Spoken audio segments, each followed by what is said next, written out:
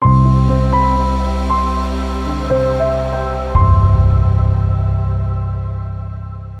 Everyone, मैं सृष्टि हूँ और हम पढ़ रहे हैं principle and practices of natural farming BSc agriculture second year का कोर्स। ठीक है, आज का टॉपिक है characteristic of a natural farm.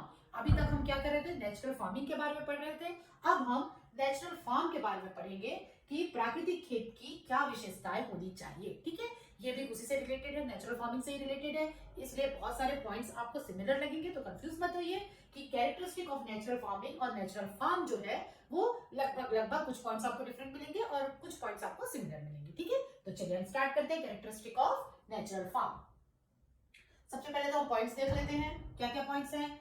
No use of chemicals, okay, use of cow based inputs, ठीक है, soil as a living system, water conservation, recycling of farm resources, खेत के संसाधनों का पुनः उपयोग, बायोडायवर्सिटी इन फार्मिंग, खेती में जैव विविधता, natural paste and diseases control, प्राकृतिक कीट और रोग प्रबंधन, ठीक है, मिनिमल टिलेज, न्यूनतम जुताई, फोकस ऑन लोकल सीड्स, स्थानीय बीजों पर जोर, ठीक है, low cost and self reliant system, कम लागत और आत्मनिर्भर प्रणाली, इको फ्रेंडली एंड सस्टेनेबल, पर्यावरण अनुकूल और टिकाऊ खेती, और harmony between all life form, सब जीवों के बीच में सामंजस्य स्थापित करने का जो कैरेक्टर है वो किसका होता है? एक नेचुरल फार्म का।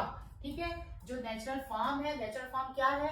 ऐसा फार्म जहां पर नेचुरल फार्मिंग हो रही है, इस फार्म के ये सारे कैरेक्टर्स हैं कि ये कैरेक्टर्स उनमें होने चाहिए, जहां पे केमिकल का यूज ना हो, काउ बेस्ड इनपुट्स यूज हो, सॉइल को लिविंग सिस्टम माना जाए, वाटर कंजर्वेशन हो, रिसाइकलिंग हो किसके? फार्म रिसोर्सेज के, बायोडायवर्सिटी दिखे हमको, और पेस्ट और वीड कंट्रोल जो है वो नेचुरल तरीके से हो, टिलेज मिनिमम हो, और लोकल सीड्स पे फोकस हो, इंडिजिनस सीड्स का यूज हो, ठीक है, लो कॉस्ट और सेल्फ रिलायंट सिस्टम हो, इको फ्रेंडली और सस्टेनेबल सिस्टम हो, और सारे जो लिविंग फॉर्म्स है उनके बीच में हार्मनी हो। ठीक है, तो ये सारे क्या है? लिस्ट ऑफ कैरेक्टरिस्टिक्स है। ये टोटल है 12। अब थोड़ा थोड़ा सा डिटेल हम इसको पढ़ते हैं, इसको समझते हैं, आप नोट डाउन करते जाइए साथ साथ में। ठीक है, आप पहले तो ये लिस्ट नोट डाउन कर लीजिए या स्क्रीनशॉट ले लीजिए, और फिर इसके बाद हर टॉपिक का हम 2-2 4-4 लाइन थोड़ा सा डिटेल पढ़ेंगे, जिसको अभी आप नोट डाउन कर लीजिए। ओके, चलिए। फर्स्ट है नो यूज ऑफ केमिकल। इसके बारे में हम कई बार पढ़ चुके हैं। Natural farming avoids chemical fertilizer and pesticides using compost, cow dung and green manure instead. ठीक है, ये सबको हम अवॉइड करते हैं, और हम किसको यूज करते हैं? कंपोस्ट को, काउ डंग को और ग्रीन मैन्योर्स को। ठीक है, प्राकृतिक खेती में रासायनिक उर्वरकों और कीटनाशकों का उपयोग नहीं किया जाता, इसके स्थान पर कंपोस्ट, गोबर और हरी खाद का प्रयोग किया जाता है। ठीक है, ये हो गया आपका फर्स्ट पॉइंट।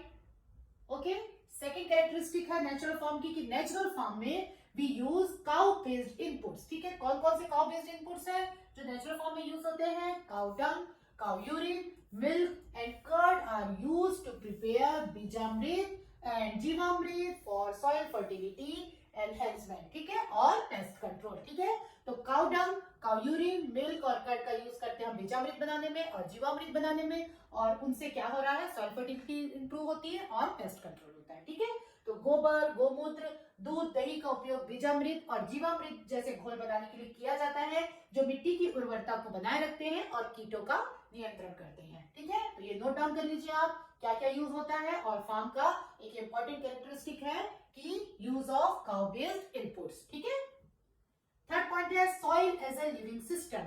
सॉइल को लिविंग बॉडी के रूप में ट्रीट किया जाता है, और उसमें जो माइक्रोब्स होते हैं वो क्या करते हैं? प्लांट ग्रोथ को नेचुरली सपोर्ट करते हैं। Soil is treated as a living body containing microbes that support the plant growth naturally. ठीक है, मिट्टी को एक जीवित प्रणाली माना जाता है जिसमें सूक्ष्म जीव होते हैं जो पौधे को वृद्धि में सहायक होते हैं। ओके, नेक्स्ट पॉइंट हम चलते हैं वाटर कंजर्वेशन या जल संरक्षण। Practices like mulching and intercropping help to retain water moisture and reduce the irrigation needs. ठीक है, मल्चिंग और सहफसली खेती जैसी विधियां मिट्टी की नमी को बनाए रखती है और सिंचाई की आवश्यकता कम करती है। ठीक है, ये हम पढ़ चुके हैं। ठीक है, नेक्स्ट पॉइंट है आपका रिसाइकलिंग ऑफ फार्म रिसोर्सेज। ठीक है, recycling of farm resources.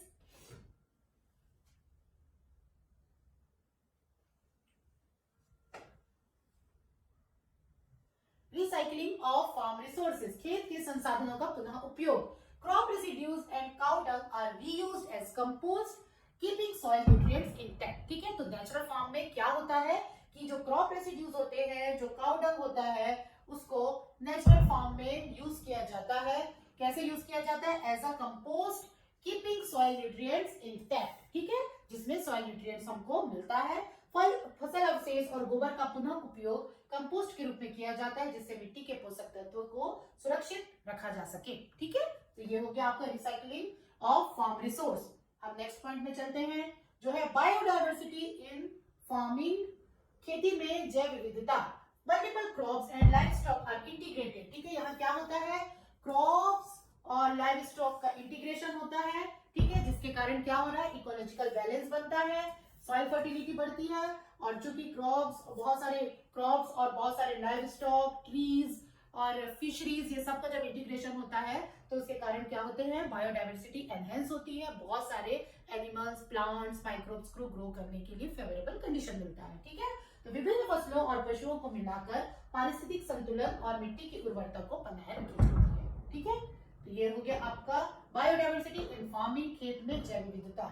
Next है natural paste and disease control, प्राकृतिक कीट और रोग नियंत्रण, ठीक है। क्या होता है? Pests are managed using natural repellents like neem, garlic and herbal extracts, ठीक है।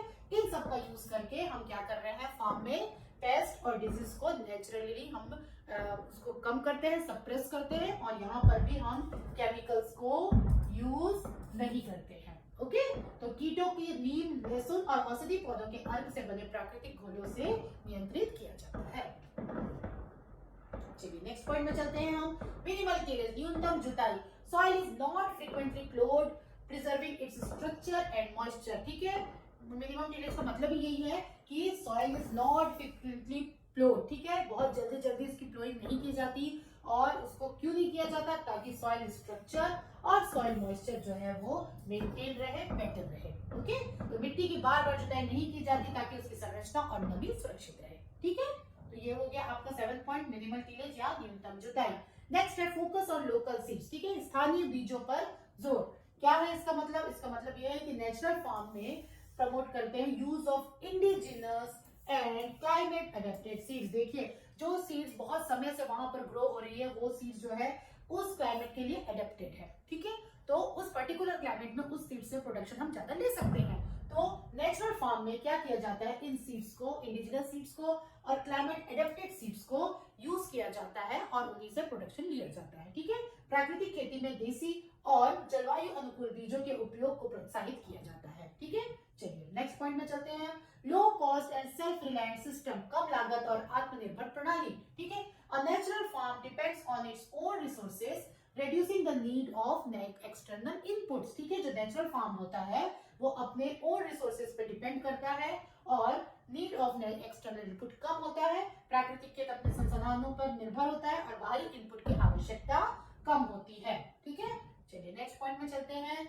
Eco friendly and sustainable system, पर्यावरण अनुकूल और टिकाऊ खेती होती है। नेचुरल फार्म में क्या होता है? इन्वायरमेंट को प्रोटेक्ट किया जाता है एंड कंजर्व किया जाता है, किसको? Soil, air and water quality को, ठीक है। तो ये नेचुरल फार्म का कैरेक्टरिस्टिक है कि यहाँ पर इन्वायरमेंट का प्रिजर्वेशन हो, ठीक है, सॉइल का कंजर्वेशन हो, एयर और वाटर की क्वालिटी मेंटेन की जाए, ठीक है।